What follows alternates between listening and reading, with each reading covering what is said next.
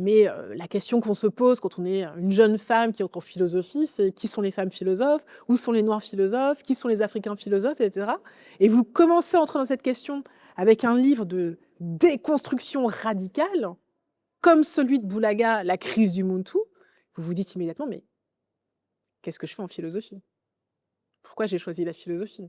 Donc, je m'appelle Nadia Yala Kisukidi, j'enseigne la philosophie à NYU, dans les départements de French Studies, et je m'intéresse énormément à la pensée philosophique africaine contemporaine, à la pensée philosophique française contemporaine, à la philosophie contemporaine de manière générale, évidemment à la fiction, à la littérature, et aussi au monde de l'art et de la création contemporaine. Alors les distinctions que je fais entre pensée philosophique en général, pensée philosophique française, pensée philosophique africaine, elles peuvent paraître tout à fait arbitraires, et elles le sont effectivement. Mais je tiens quand même à les faire parce que, de manière générale, quand on pense philosophie, on pense toujours à un corpus qui est inscrit dans le monde occidental et à des traditions de pensée qui seraient essentiellement occidentales. Or, cette représentation de la philosophie, elle possède une histoire qui s'enracine dans à la fin du XVIIIe siècle ou au début du XIXe siècle européen. Et c'est une vision assez excluante d'autres géographies entières de la pensée. L'existence ou non d'une philosophie africaine, c'est un moment classique du débat des idées sur le continent africain, particulièrement en langue française. C'est en langue française souvent que s'est tenu ce débat, des années 50, 60, 70, 80, puis qui persiste encore, parce que ça reste une question intéressante. C'est pas immédiatement la mienne. Et c'est vrai que quand je lis ces questions, pour moi, c'est des questions qui relèvent d'un moment de l'histoire de la pensée. Mais il y a aussi d'autres pratiques, d'autres réflexions, en fait, qui se tiennent sur le continent, en langue française, en langue anglaise, en langue dite immédiatement africaine, qui vont aussi traiter d'autres objets. Donc, la question existe-t-il ou non une philosophie africaine appartient à un moment historique de la pensée.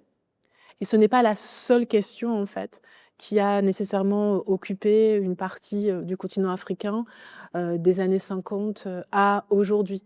Donc, ce n'est pas une question, l'existence ou non de la philosophie africaine, qui épuise, en tout cas, ou qui doit épuiser, je pense, tous les débats qui ont lieu actuellement sur le continent africain et dans les diasporas, puisque cette question du rapport de l'Afrique avec ces diasporas, en fait, me paraît assez fondamentale pour thématiser ou théoriser le débat qui prend pour objet le signe africain aujourd'hui.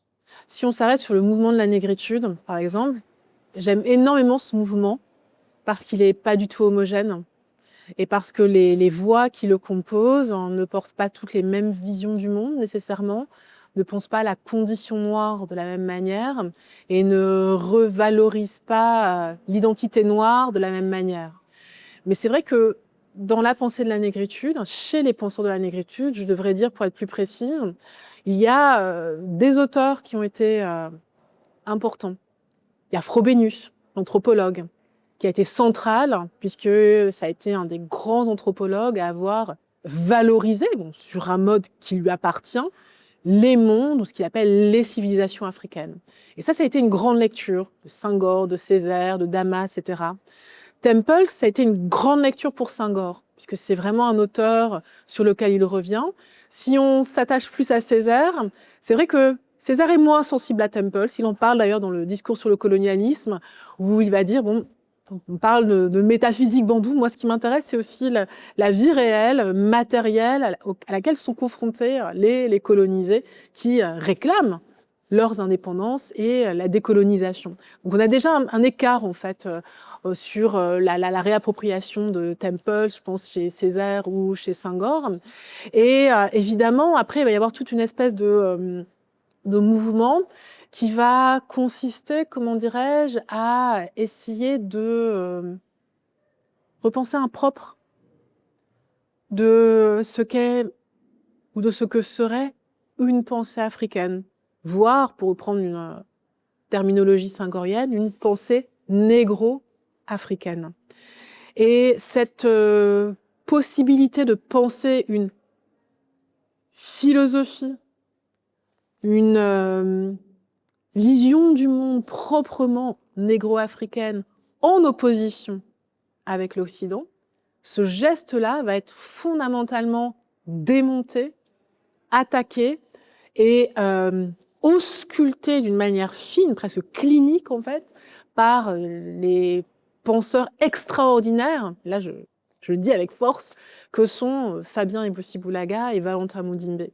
Et dans La crise du Muntu, qui est vraiment un des grands livres de la pensée contemporaine, donc livre écrit en 1977, j'aime toujours à dire qu'il a été écrit juste un an avant l'orientalisme d'Edouard Saïd. Ce livre est un monument de déconstruction de la philosophie et pas de décolonisation de la philosophie. Ça m'intéresse pas de dire cela, mais c'est un livre qui interroge fondamentalement la manière dont la philosophie a voyagé dans le monde, la manière dont la philosophie voyage à travers les institutions, et il se demande, mais comment la philosophie a-t-elle aussi voyagé à travers ces institutions coloniales que sont les universités et les écoles, telles qu'elles ont été implantées dans les colonies par les colons pour former les indigènes. Et quand vous le lisez, quand vous vous êtes engagé en philosophie, bon, moi je suis d'origine africaine, je suis née en Europe, en Belgique, j'ai grandi en France, etc. J'ai un père congolais. C'est pas la bonne voie pour engager une réflexion sur l'émancipation. Et si je veux encore le dire avec les mots de Boulaga, que tous ceux qui l'ont lu les connaissent par cœur, pour penser par soi et pour soi-même, dans l'articulation de l'avoir et du faire, sans subir l'arbitraire de la violence. Parce que, je dirais, sur le plan politique et sur le plan intellectuel, je ne suis pas une penseuse mélancolique. Et ce qui m'intéresse, et c'est un moyen de ne pas désespérer, c'est d'être attentif à ce qu'on ne voit pas, en fait. Et de percevoir que le néant n'est jamais total. Et que là où on voit du néant, et là je suis un peu bergsonienne malgré moi peut-être, c'est parce qu'on n'a pas été capable de voir ce qui persiste, ce qui résiste, ce qui se maintient peut-être malgré l'écrasement. Et c'est pour ça en fait que j'écris. Et c'est vrai que dans La dissociation, donc ce roman, c'est un roman, je ne sais pas s'il est joyeux en fait, mais j'ai l'impression qu'on peut y rire beaucoup, il est fou. Et ce que je voulais, je crois, c'était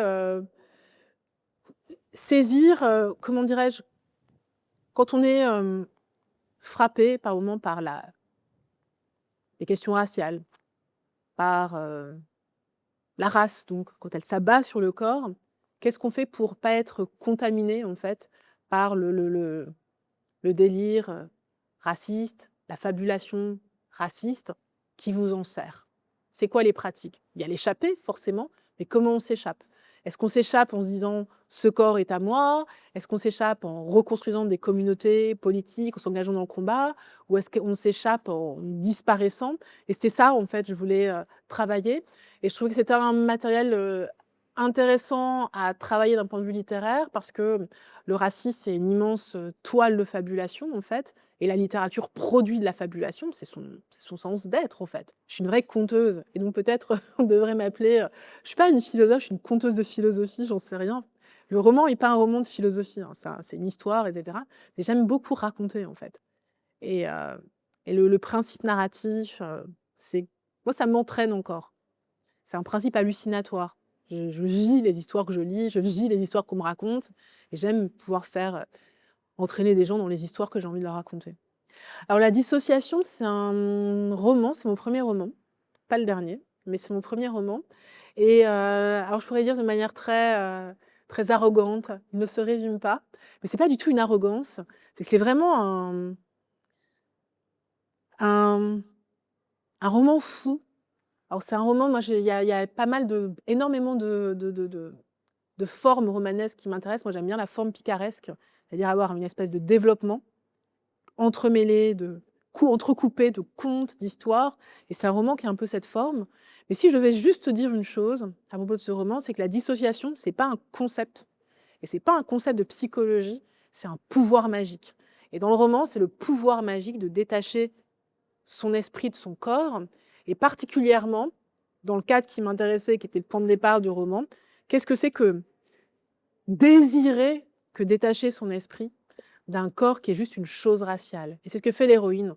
Sa manière de se défaire de ce corps qu'on tatoue de race, d'insultes, de violence, etc., c'est de se dire, bon bah écoutez, moi je vous laisse mon corps, il appartient à la société, et la plus belle vie que je vais vivre, c'est dans mon imagination, dans mon esprit, et tout le voyage qu'on suit dans le roman, c'est comment elle arrive à construire sa liberté, sa vie, à travers une immense échappée au sein du monde de l'imagination et de l'esprit, en fait. Mais c'est ça le roman.